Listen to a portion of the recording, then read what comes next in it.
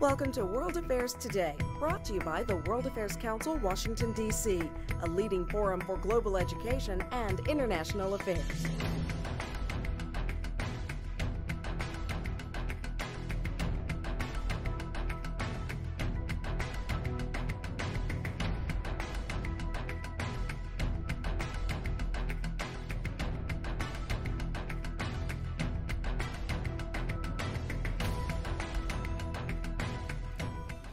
Good evening, and welcome to this program of the World Affairs Council, Washington, D.C.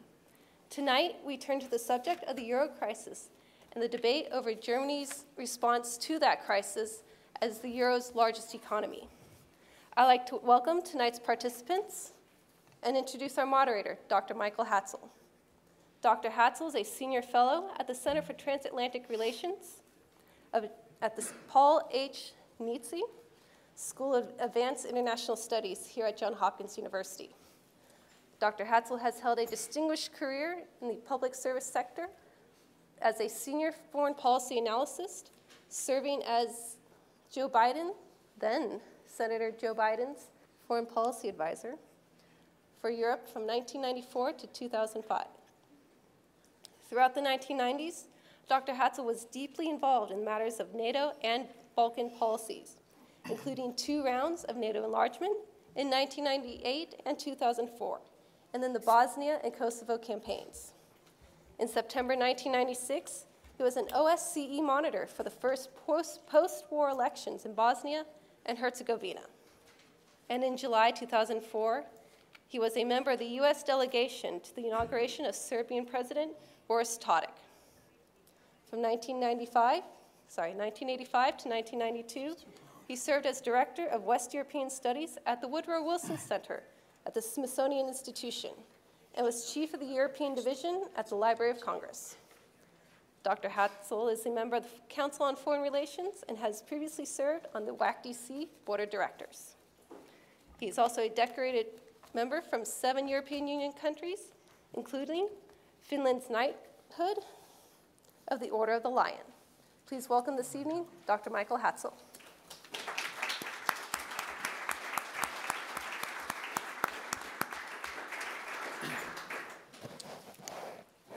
Thank you very much. Welcome to all of you to Johns Hopkins SAIS. The Eurozone has been very much in the news since the emergence of the European sovereign debt crisis in late 2009. After several bailouts proved insufficient, many European policymakers and economists have called upon the European Central Bank, or ECB, to act more aggressively to alleviate the debt burdens of struggling Eurozone member countries like Greece, Portugal, Ireland, Spain, and perhaps Italy by buying the sovereign debt of those countries on the secondary market more or less indefinitely. Earlier this month, as many of you know, the ECB announced plans to enact a new round of bond buying to calm the markets to bring down borrowing costs. In return, the ECB is expected to stipulate strict budgetary and structural conditions. Last June, the Eurozone decided to implement a banking union with the authority to shut failed banks and to provide region-wide deposit insurance. Germany, the Eurozone's largest and currently most successful economy, is central to these plans. In several stages over the past 3 years, it has already contributed more than 1/4 of the so-called bailout funds to the struggling peripheral economies. All this, of course, has generated a good deal of opposition, both within the expert community and among the German public at large, which brings us to the topic of this evening's debate, although I prefer to call it a conversation. The Euro crisis: should Germany keep the belt tight or loosen the purse strings?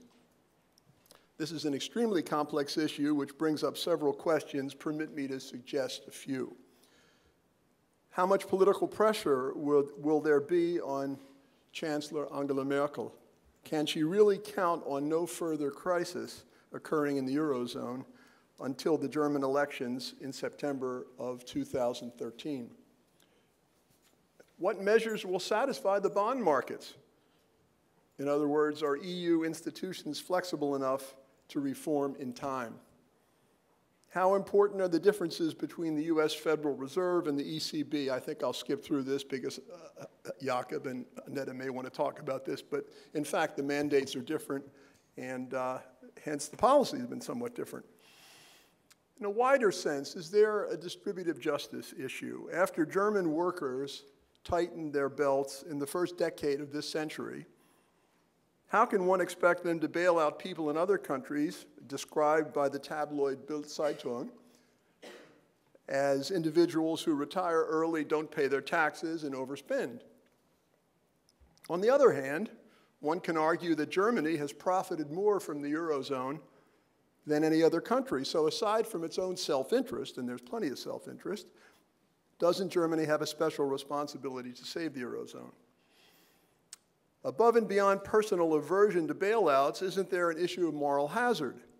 If the fiscally prudent north of Europe keeps pumping in bailout money to the profligate south, what incentive will the so-called peripheral countries have to undertake their necessary structural reforms?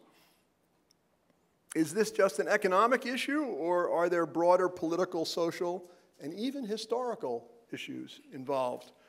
For example, does Germany have a special relationship to its Eurozone partners because of Nazi Germany in World War II? This is not far-fetched. The respected German weekly Die Zeit recently dealt with this issue in some detail and specifically asked the question whether Germany's Nazi past should have any relevance at all to formulating its European policies today. What should the U.S. role, if any, be in the Euro crisis?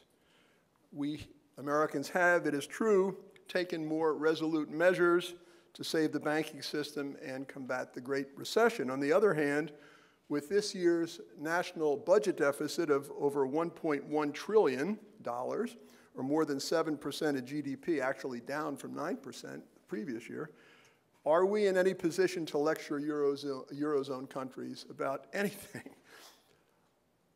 Most fundamentally, perhaps, isn't it true that the crisis in the Eurozone is actually not one crisis, but three crises? Not only a financial crisis and a banking crisis, but also a north-south competitiveness gap. If this assertion is true, how can Germany help solve the competitiveness gap problem? Specifically, should it, at least temporarily, stop focusing on debt reduction and try to generate more spending? Well, these are all tough questions, but fortunately, we have two remarkably qualified panelists to answer these and other questions. Annette Heuser is Executive Director of the Bertelsmann Foundation in Washington, D.C., a position she has held since 2008. Prior to coming to Washington, Ms. Heuser assumed increasingly responsible positions with the Bertelsmann Foundation. From 1995 to 2000, she was the Director for Europe and the USA of the Bertelsmann Stiftung in Gütersloh, the headquarters. From 2000 to 2006, she was founder and the Director of the Bertelsmann Stiftung Brussels office, and from 2006 to 2008, she was Vice President for International Relations of the Bertelsmann AG. Educated at the University of Mainz, from which she received a master's degree in political science, Ms. Heuser is an expert in transatlantic relations, Europe and the European Union, and German foreign and security policy. She's also the editor of the Yearbook of European Integration. Ms. Heuser has made multiple radio and television appearances and is a contributor to and commentator in the print media. Jakob von Kirkegaard has been a research fellow at our neighbor 2 doors up Mass Avenue, the Peterson Institute for International Economics, since 2002. He is also a senior associate at the Rhodium Group, a New York-based research firm. Before joining the Peterson Institute, Mr. Kirkegaard worked with the Danish Ministry of Defense, the United Nations in Iraq, and in the private financial sector. He is a graduate of the Danish Army's Special School of Intelligence and Linguistics with the rank of First Lieutenant, of the University of Aarhus in Denmark, and of Columbia University in New York. He is author and co-editor of many, many books. This year, the co-editor of Transatlantic Economic Challenges in an Era of Growing Multipolarity, author of Accelerating Decline in America's high-skilled workforce, implications for immigration policy, and co-author of U.S. pension reform, lessons from other countries, and also of transforming the European economy. His current research focuses on European economies and reform, pension systems and accounting rules, demographics, offshoring, high-skilled immigration, and the impact of information technology. He also is a regular contributor to the print and electronic media in this country and in Europe. As we heard before, Mr. Kirkegaard and Ms. Heuser will each deliver 5-minute introductory remarks on the topic, the Euro crisis, should Germany keep the belt tight or loosen the purse strings? Since Mr. Kirkegaard is, I believe, a belt tightener, we will skip the usual protocol of women first and let him speak, and then Ms. Heuser will follow. Thank you. Well, thank you, Michael. I don't know if I'm a belt tightener, but I would certainly generally give the German government and Chancellor Merkel in particular very high remarks, actually, for how she's handled the crisis. Because in the end, in politics, it's all about outcomes. And the outcome of the crisis so far is that the euro is still here. It's worth more than it was at its introduction, despite the repeated pronouncement that its death was imminent. And I think the real reason why it has turned out this way and why Chancellor Merkel, in my opinion, has been generally successful in her crisis management is that she got the diagnosis of the crisis right. Because as Michael said, it's certainly the case that if you look at the euro crisis, it's much more than one crisis. You know, there's a banking crisis if you look at Ireland and Spain. There's clearly a fiscal crisis if you go to Greece, which is the first sovereign default in an industrial country in 60 years. The previous one was actually West Germany in '49, but that's a different story. You clearly have a competitiveness question in a lot of the southern European countries in particular. So you have these overlapping and mutually reinforcing crises in the euro area. But I would argue that Chancellor Merkel got it right when she actually diagnosed the underlying crisis of all this, which is a crisis of institutional design in the euro area. Namely, the fact that the euro area, which is to date, or at least was until the crisis began, a monetary union without noteworthy fiscal or economic integration on the side, is a faulty design. And what that means is that first and foremost, the crisis is about completing the economic and monetary union in the euro area, which is another way of saying that the crisis is about getting the member states of the euro area to hand over vast amounts of sovereignty to the European Union, which is another way of saying that it's fundamentally at heart a political crisis. Now that has the implication that whenever you hear economists procrastinate about the solution to the euro area crisis, don't listen to them, because they by and large have a very poor understanding of European politics, which is what determines the outcome of this crisis. Because if completing the euro area and doing what I just said, creating a fiscal and economic and monetary union was easy, then you would have done it back in the 1990s with the Maastricht Treaty. But the reality is, of course, that governments don't like to hand over the sovereignty and the control over their banking systems and their fiscal policy. In fact, historically, they've only done so if they've been threatened with military interventions and the like. So what the crisis is really about, and what I believe Chancellor Merkel, as well as incidentally the European Central Bank, has understood very correctly, is that you need a crisis to make politicians do what they otherwise wouldn't have done. And that is why I actually disagree with people who say it's all about ending the crisis. No, it's not. It's about using the crisis as an opportunity to create the institutions that the euro area needs. And I think Chancellor Merkel has been very, very skilled at doing that. Now, people will say that, the German policy of letting Italian Spanish and other peripheral bonds yields rise very rapidly is totally reckless and is at risk of destroying the European compact. But I mean, I would basically beg to disagree with that assessment, because I think the fact that financial markets have put as much pressure on not just peripheral government, but on all euro area governments, has made them come together. Without the crisis, there would have been no fiscal compact. Without the crisis, there would have been no amount of structural reforms like that we have seen in the periphery to date. There would have been no, yes, belt tightening as well. The crisis gave us all that, but it is, in my opinion, wrong to assert that there was ever a real risk that the euro would collapse. Because I think in the end, Germany, Chancellor Merkel, and the ECB would not let that happen. Because, as Michael said, no country has probably benefited more from the euro than Germany has done. So the idea that Germany would suddenly pull the plug on the euro and say, we're not going to pay, is, in my opinion, a myth. It will not happen.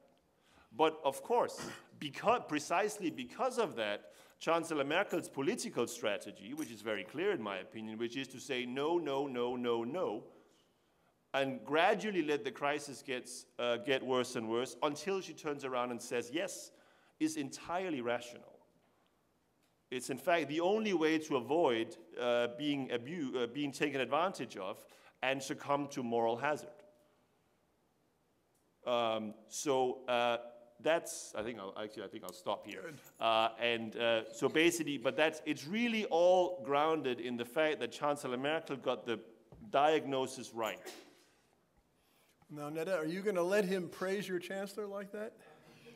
Welcome to the new realities of the European Union. You have somebody from Denmark defending the German chancellor, and me, obviously I'm German, having some question marks here when it comes to the German course handling the euro crisis. I mean, basically, I absolutely agree with Jacob that Merkel got the diagnosis right. But I would challenge him on the question if the different steps and tools that she pushed through the legislative pipelines were really the right tools at the time.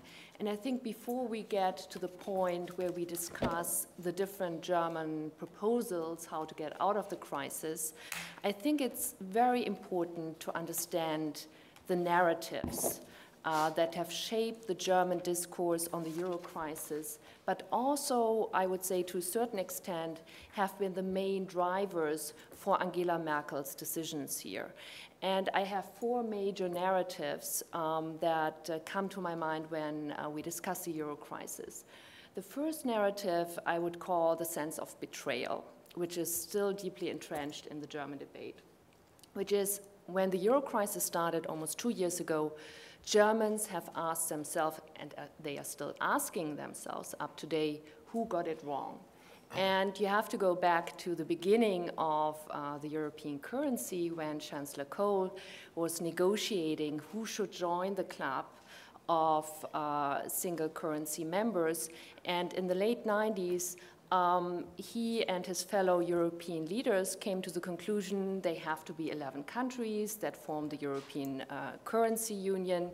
And there was no question in Helmut Kohl's point of view that Italy shouldn't be part of this first core to form the European currency. Guess what? A couple of months ago, classified cables have been released from the German Chancellery that show quite clearly that at this time in the late 90s, there was an intensive exchange not only among German economists, but also an exchange of cables between the German embassy in Rome and the Chancellery saying, actually, we are not sure if the books of Italy are not cooked, if the numbers are right, and if they are really qualified. But at this time, Helmut Kohl said, actually, I don't care about the numbers here. It's a political decision, and I will face the political risk. So up to today, this issue of and question of who got it wrong is still really, really present in the Eurozone crisis debate. And if you go one step back, actually, I would say the entire Euro is based on a historical bet between Helmut Kohl and François Mitterrand. François Mitterrand saying, you get German reunification if you sign in for the euro. And you can question, and I'm happy to debate this, if this historical bet was a very wise one. So this is the first narrative, the sense of betrayal. The second narrative is the trauma of inflation. It goes back to the 1920s, the Weimar Republic. This sense of inflation that can come back at any given moment is still part of the fiscal German mindset, and it's important to recognize. The third narrative I would call the hardworking German against the lazy Greek worker. And this narrative has been fueled, and Michael addressed it a little bit, in particular by the German tabloids, first and foremost, the biggest one, the Bild-Zeitung. So this is still present in the German discourse, and also, I would say, in the Chancellery when it comes to decision-making, because Bild-Zeitung is forming German public opinion. And the fourth narrative that I find very important is the disengagement of the German business elites when it comes to the European crisis. And I think up to date, it's a personal disappointment that I have here that the German business elites who know best did not engage in the discourse at the beginning when the entire blame game started to say, you know what, actually Germany is the biggest beneficiary of the euro and the eurozone, so we have to stand up here in order to get the discourse right.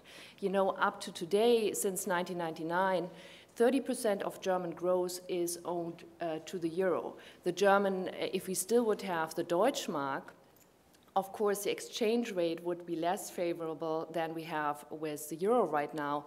And guess what? Even the euro crisis served the German government in a very perfect way, because the German government was able to restructure its government debt very cheaply.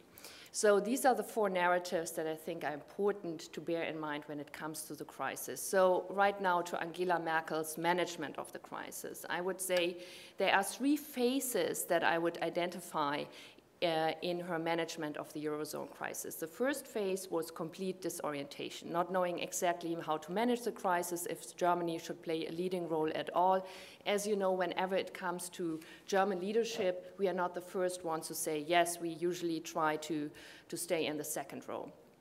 The second phase, when she was really pushed hard, not only by her own party members, but also by the rest of Europe, particularly the Eurozone members, to take action, she was spending a lot of political capital on a couple of the introduction of new instruments for the Eurozone crisis that have been highly criticized, and I'm happy to debate further on.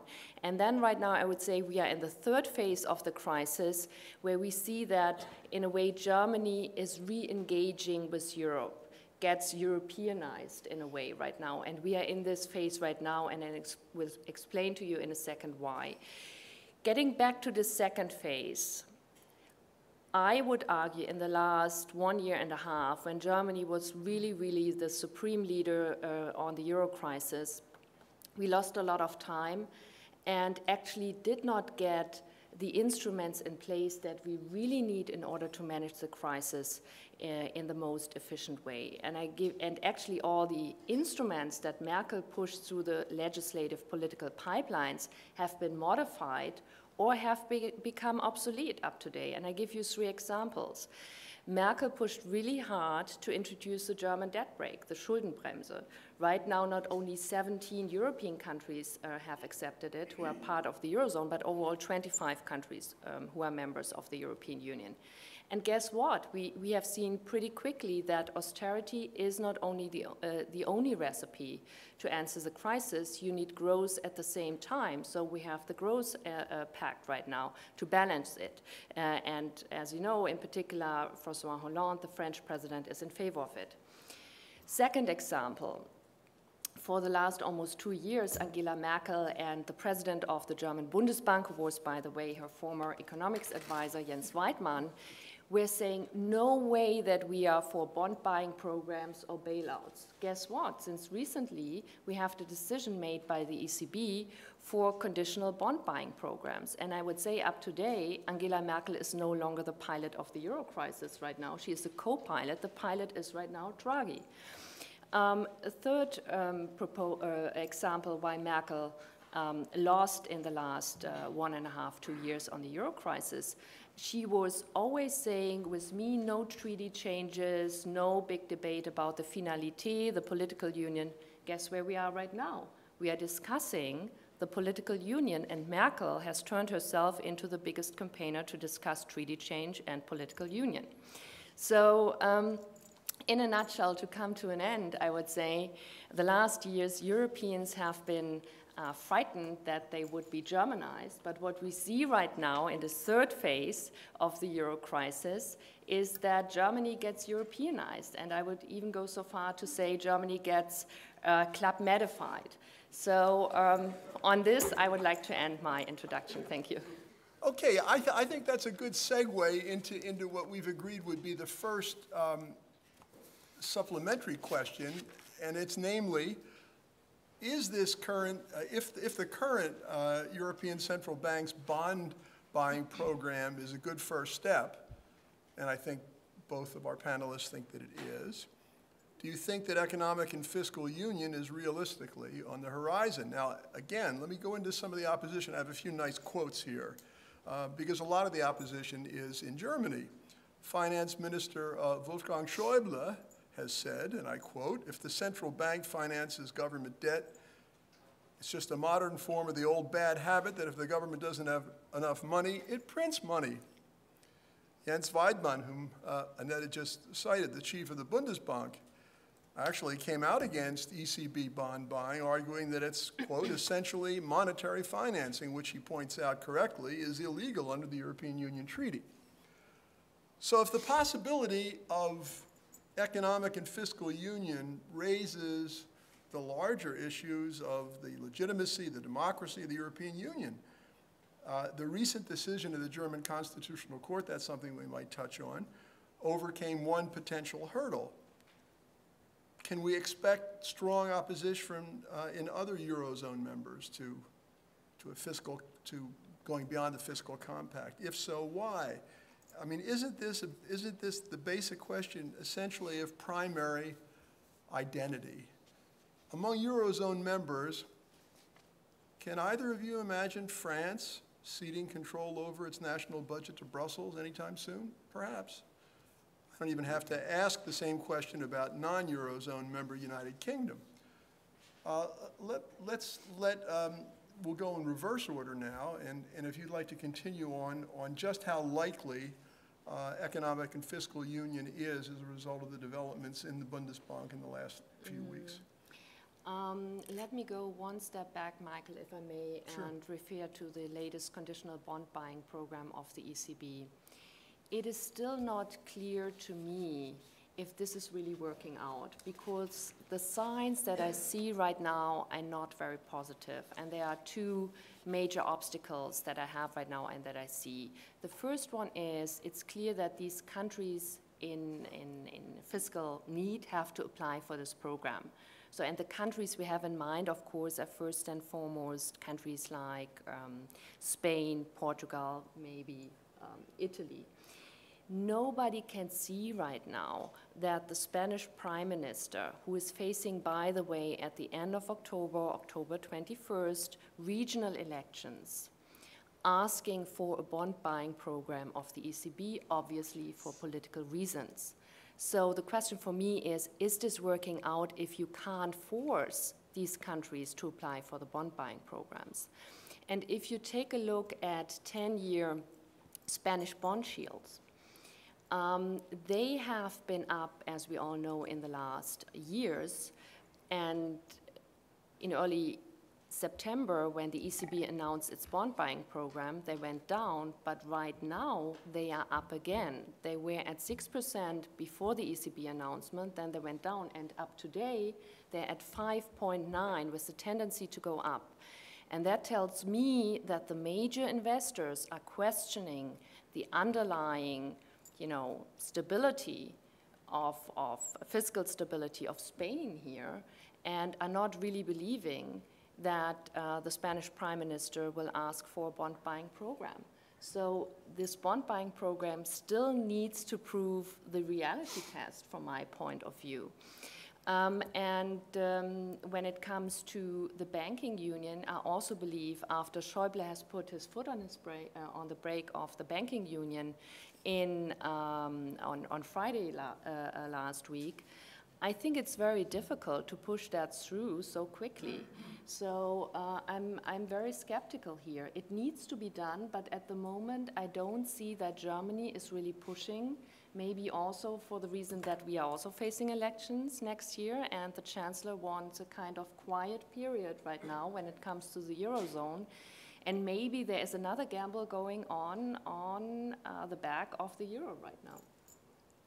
Well, Jakob, I mean, in my intro, I asked the questions, how much patience do the bond markets have? I mean, do you think, if in fact, as Annette says, the bond buying program of the ECB is running into difficulties, Rajoy in Spain has his political problems, I mean, is the world going to stop just because problems? No, they're not. But I mean, I would also say that I disagree strongly with Annette on whether or not Spain will apply for a program or not. I absolutely believe they will within the next 6 weeks.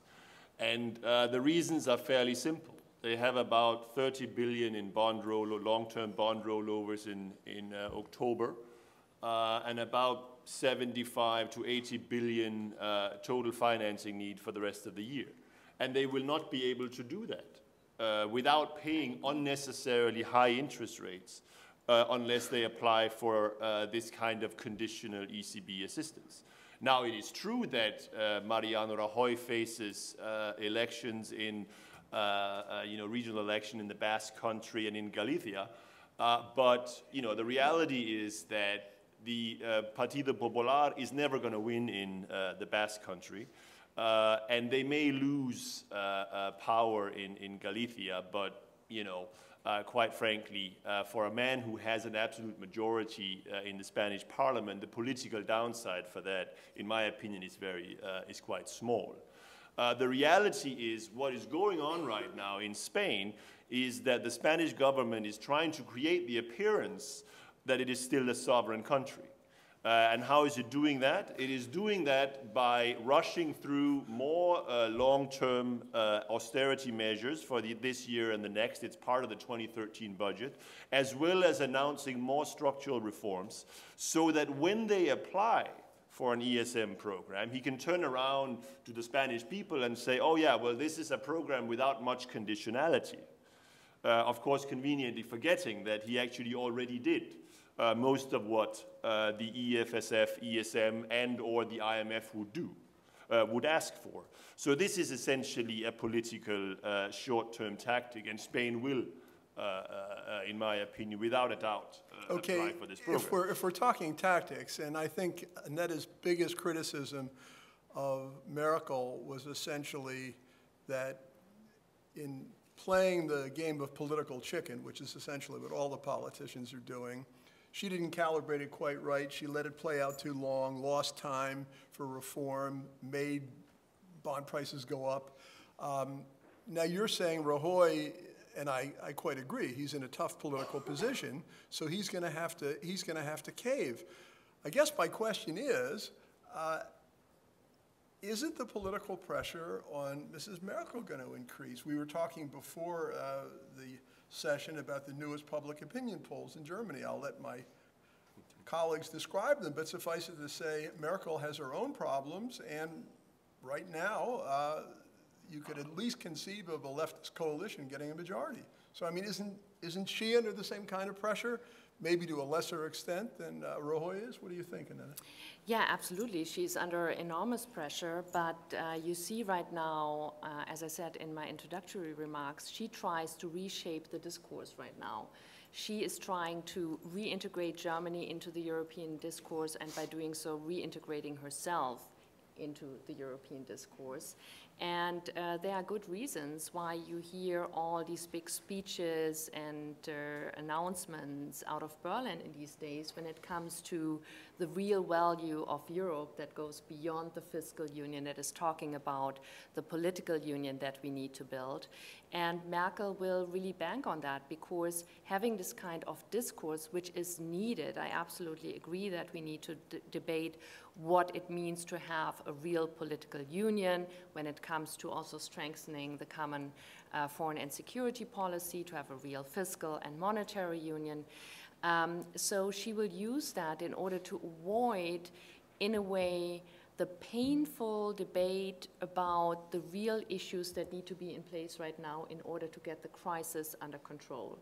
And I think that will be her tactic over the next months to come, up to the German elections, to keep it quiet on the Eurozone, to have this debate about the grand plan for Europe, and hoping that the bond markets are not going crazy and not losing trust in the ECB bond buying program. You think everything will remain calm because Chancellor Merkel wants it to remain calm?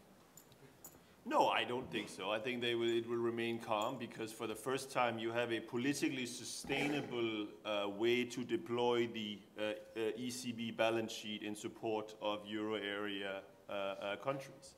I mean, it's not going to be Angela Merkel, it's going to be Mario Draghi. Yeah. And the European bond markets will learn what bond investors in the United States have known for decades. You don't fight the Fed. Well, you will also realize that in the euro area, you don't fight the ECB. And what we have seen over the summer is really, I mean, I think it's politically brilliant. You have a situation today where it is politically acceptable in Germany to have the deployment of the, I'm not saying necessarily everywhere except the Bundesbank. I should caution that. To deploy the ECB in its balance sheet in support of government in need. I mean, this is, if you'd asked me if that was possible 2 years ago, I would have said you've been mad. Yet this is what Mario Draghi and Angela Merkel have created. And just a word on the Bundesbank as well. That's another total political shell game, in my opinion. Because it actually, people need to realize that, you know, the more public Jens Wiedmann goes with his criticism of this bond market program, the better it suits Mario Draghi and Angela Merkel when they engage with Mariano Rajoy and Mario Monti and the other peripheral countries. Because every time, and this has happened a number of times in the last couple of months, Mariano Rajoy calls up Mario Draghi and says, you gotta help me out, gotta buy my bonds. Mario Draghi says, you know what, I'd love to help you, but I got this crazy guy here. I can't do it. You got to give me something. I mean, basically, and the same way with when the ministers meet in the European Council. Everyone wants Angela Merkel to agree to let the ECB do a whole lot of things. Well, she'll point out that the Bundesbank is independent and they won't have none of that. So it's again, but the reality is the Bundesbank has zero influence on European monetary policy today. You know, there's already been one Bundesbank president that has resigned. You know, okay, he's now the head of UBS, so he didn't do too badly out of it, but you know, it changed nothing. It was a vote 22-1. Even the Estonian guy voted for it, you know? And the reality is it's comparable to when Congress or the House Republicans pass, you know, votes to repeal Obamacare for the 33rd time. It's an empty, cheap political gesture. Well, I agree with that. Let me turn to Annette's second narrative, the trauma of hyperinflation, and maybe question what is certainly a sacred cow in Germany. I mean, everybody has seen the pictures from 1923 of people with wheelbarrows full of Reichsmarks, cashing, you know, buying something in the morning because they wouldn't be worth anything in the afternoon. And yes, it's a trauma. Some economists, however, and I'd be interested in both of your opinions on this, say that however vivid that trauma is, Merkel and others may be taking the wrong lesson from German history, that in fact the deflation of the 1930s might actually be a more serious problem. What do you think about that? No, I mean, I would actually probably not be so sure that inflation really plays such a big role. It's certainly the case that it plays a role with a certain constituency in Germany. But the reality is that inflation in Germany under the ECB has been more subdued than even during the Bundesbank. Headline inflation in Germany since the start of the euro is actually lower than was the case when it was the Bundesbank who did it. And if we go back in history and what the Bundesbank have done with respect to lending, a little bit of a helping hand back in the 70s, this isn't quite as pure as many would lead to believe. But I think that the real risk in Europe, and I fully agree with that, is much more deflation, not in Germany, but in other euro area countries, which is what the ECB is trying to address, both with its long-term refinancing operations, its collateral policy with bank loans, as well as now the outright monetary transactions program. It is actually doing quite a lot there and trying to address deflation rather than inflation.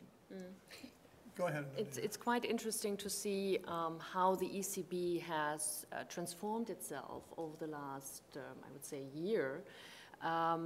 In comparison to the Fed, the one and only key objective of the ECB is price stability, keeping inflation low. And what we see right now, that this ECB is turning itself into what some already call a European Fed, by becoming this big money machine, the lender of last resort, with this big bazooka right now and the European bond buying program. And this is quite interesting to see. And please bear in mind that the ECB is a fairly young institution. And you know, Germans as well as the French as well as the Italians usually have a very strong trust in their national central banks by nature. In particular, the Germans when it comes to the Bundesbank. So what we will hopefully see in the years to come is that the Germans and the French and the Italians come to a point where they really trust the ECB to manage their interests in the same way as they thought their national central banks managed their interests. Now, we want to have some audience participation. I hope we've stimulated you enough to ask some questions, and I would ask you to go over to the microphone, give us your name and any institutional affiliation, and your question. Michael Maybach with Mercator 21. Neither panelist this evening has mentioned the demographics of Europe. No country in Europe is replacing itself in population, and the social welfare model, which becomes more and more expensive when your population pyramids are flipped. Without a change in these economic realities, how can you really have a future turnaround in the euro crisis to the extent that you're hoping to have? Well, why are you so unromantic in Europe? I mean, that's absolutely spot on, Michael. Demographic, social welfare, state reform is on top of the agenda of the two countries that I mentioned next in line, France and Germany. And as I said, the upcoming elections in Germany will serve as a perfect platform to discuss the different proposals that, first and foremost, the Christian Democrats and the Social Democrats have here. No doubt about that, and Germany has to reform its constantly on the to-do list, its migration law. I think it's still stuck in the 19th century. This is something we have to take very seriously to become more attractive for high-skilled labor worldwide. I think we have taken already the first steps, but there's much more to do, no doubt about that. Joachim? Well, I think I certainly agree that demographics is a huge issue in Europe. But I think one needs to distinguish between the sort of economic size effects and the welfare effects of this. So it's just basically, it has a huge implication for the size of the GDP of Europe. The question is what the implications is for the GDP per capita of Europe. And I'm not sure that the effects on GDP per capita, which is another way of saying welfare, is nearly as big as it is on the size of the total economy, which, as Annette said earlier, Europe is going to be a gradually smaller and smaller part of the world, the global economy. But that doesn't mean that the continent will not continue to be a very wealthy part of the global economy, in the same way as Japan is, for that matter, right now. And I also think that one should not underestimate that actually on these issues, Europe is not that bad. It's not actually really that bad off in many ways. Because, I mean, if you look at, it is true that population, total fertility rates, etc., are below replacement levels. But it's not necessarily as low as many believe. And if you, for instance, compare the total fertility rate of a number of European countries with the Caucasian or white total fertility rate in the United States, it's actually higher than that. That's one thing to keep in mind. And may I ask why? What's the difference? I mean, no, the difference. For one country, I don't care if the population rate. No, yeah, but the difference is that the United States gets a huge benefit in demographics from the high total fertility rates of first-generation immigrants, which means that if you think about it, unless the United States keep up its very high levels of immigration that you had, at least up until the crisis, it's going to have demographic effects as well. I'm going to disagree somewhat, because actually some of the highest fertility rates in the United States are among white evangelicals, for example. Well, go to the CDC website, look at the averages. And the other thing is that Europe actually has significant benefits also on controlling the size of social spending, because the big problem in Europe is pension systems. But the beauty is that a pension system is actually not that difficult to fix. You either raise retirement age, you cut benefits, or you raise contributions. Unlike the United States, where the big issue is, of course, healthcare costs, which on average is about half, give and take, per capita in Europe. Because you have essentially single-payer systems of various variations all across the continent. So Europe actually is much better at controlling that, which is an issue that the United States has no control over and is unlikely, in my opinion, to get in the foreseeable future. So the demographic is an issue, but it's not destiny. I'm Steve Winters, local researcher and actually a Hopkins alumnus. I'd like to get to a broader question, but I'll lead up to it this way. Germany, I think, has recognized the government practiced a policy of wage suppression, as it's called, and against, there was a member of the German ruling elite who spoke at Woodrow Wilson Center and who said, well, yes, this was, wage suppression was imposed against the will of the German people, but it was necessary to increase our export abilities. Now, there are British economic commentators who, and others who see this wage suppression as something that's led to an imbalance in Europe, which is one of the contributors to the current crisis. But what I'm wondering, though, is that statement that he made, which struck in my mind, and what he said was the role of leadership, speaking of the German leadership, was to force the country to do something against the will of the people in the country. In this case, the will of the Germans is expressed through their labor unions and so forth and so on. And this leads to this general question that's been floating around Europe for a couple of decades now. What about the democracy deficit? I mean, so many cases there have been referendums, and if the result isn't right, they just hold the referendum again until the result is right. So could you address, everybody talks today about let's take advantage of the crisis. Where are the people? Where's any kind of democracy at work here? Thank you so much for this question. When we address the several crises that Europe is facing right now, one of the major ones is the crisis of democracy and legitimacy on the European level. And we discussed the European Central Bank earlier before. There are a lot of people who are questioning how can it be that the European Central Bank, as independent as it should be and is, given the treaties, is taking such steps as buying government bonds without any referenda or without any other basis of legitimacy. You can really ask this question. And it goes further on when it comes to the European institutions. For decades, we are asking for a better way when it comes to the elections for the European Parliament. So right now it seems in 2014, for the first time, we will have direct candidates by the European parties who then have a chance to become Commission President. So you have a kind of more representative European democracy in place, which I think is really needed, because so far we have always this kind of disconnect between the European institutions and the national level.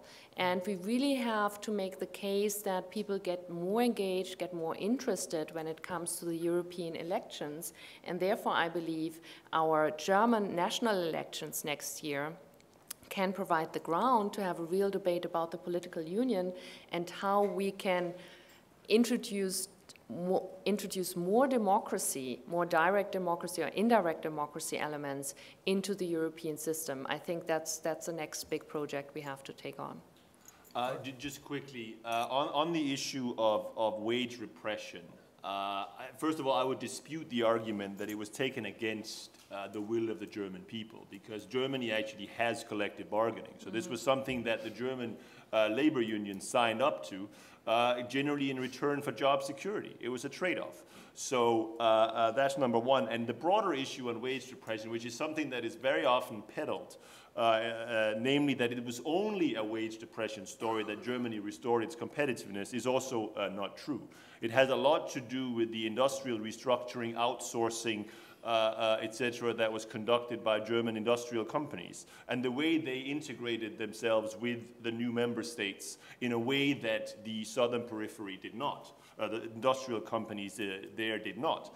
And then on this issue of general legitimacy, I think it is certainly an issue, but I think that it's important to realize that what the crisis does, in my opinion, is not so much force a lot of new integration down the throats of European electorates, but it's essentially forcing them to take a stance, choose between fundamentally schizophrenic opinions.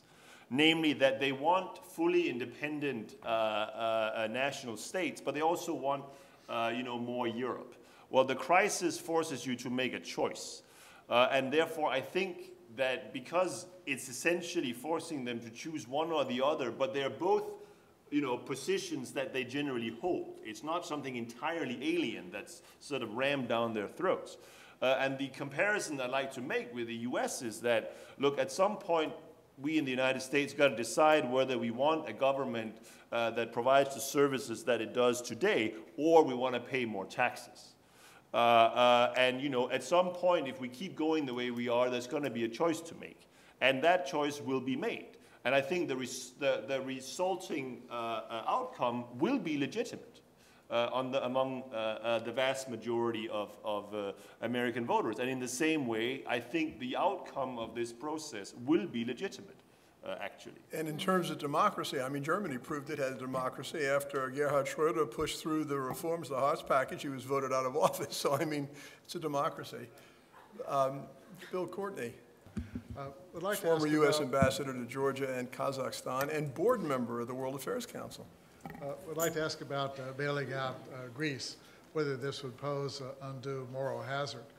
Since Greece has lied about its accounts for a long time and seems reluctant to make substantial structural economic reforms, to what extent would bailing out Greece in those conditions make it harder for reformers in other Eurozone countries to mobilize political support for tough structural reforms in their countries? Yeah. Sure. No, I mean, I think, moral hazard in that regard is obviously rampant. But I will say, though, that as Greece now the cumulative level of GDP loss in Greece is 20% or something like that. It's probably going to be 25% before the economy bottoms out, which means that that I would say lessens the moral hazard concerns somewhat, because even if they are bailed out in the future, they will still have taken a hit to their standard of living comparable to what the United States and the rest of the world suffered in the 1930s. That's number one. But I think in the case of Greece, it's really more a matter of not so much moral hazard, and this is really the problem, because moral hazard assumes that there is a political capacity to do it, to do the reforms that are necessary. That is really the will that is lacking.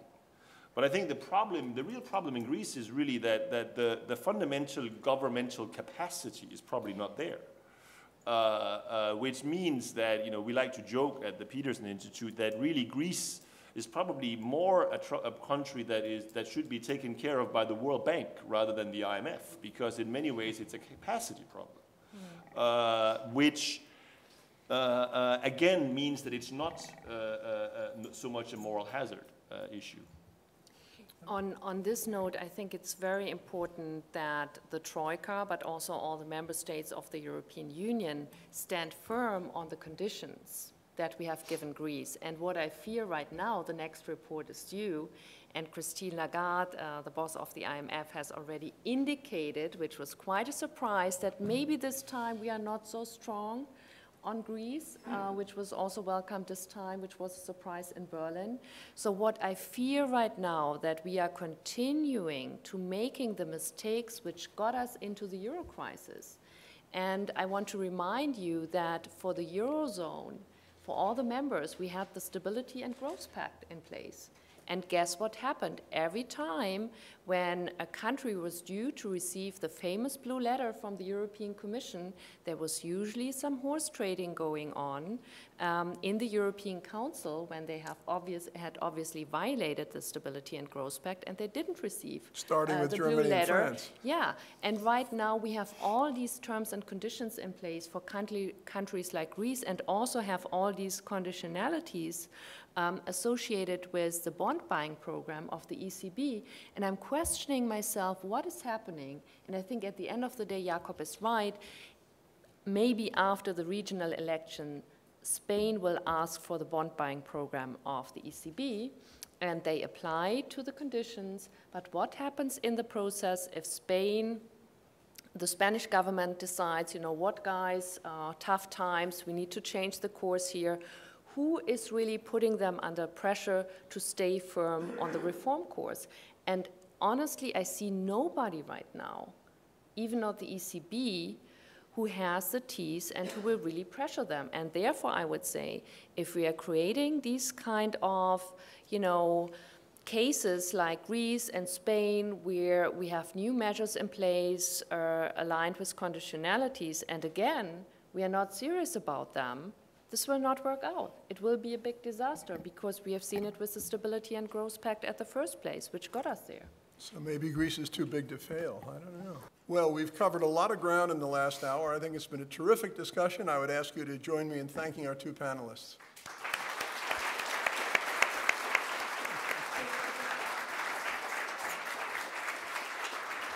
Thank you for joining us for World Affairs Today, a production of the World Affairs Council, Washington, D.C.